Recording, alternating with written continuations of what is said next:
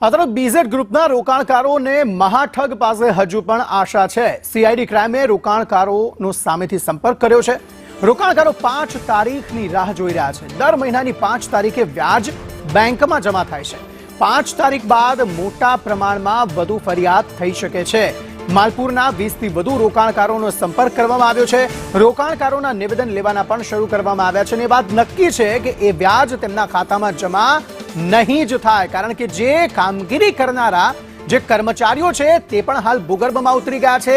જે મહાઠગ પોતે છે, જે કદાચ આ પૈસા સાઇન કરતો હતો, તે પૈસા વ્યાજ જમા થશે કે નહીં થાય તે નક્કી કરતો હતો, તે શખ્સ પણ ફરાર છે। તેવામાં 5 તારીખ બાદ વધુ લોકો ભૂપેન્દ્રસિંહ ઝાલા સામે ફરિયાદ નોંધાવી શકે છે। અત્યાર સુધી 2 ફરિયાદો એક તરફ સીઆઈડી ક્રાઇમે નોંધી છે, તપાસ એજન્સીએ નોંધી છે, બીજી તરફ સાબરકાંઠાના એક વ્યક્તિ, પ્રાંતિજના એક વ્યક્તિ કે જેણે પણ ફરિયાદ નોંધાવી છે। 2 ફરિયાદો તેના વિરુદ્ધ નોંધાઈ ચૂકી છે અને 5 તારીખ બાદ હજુ પણ વધુ ફરિયાદ થઈ શકે છે।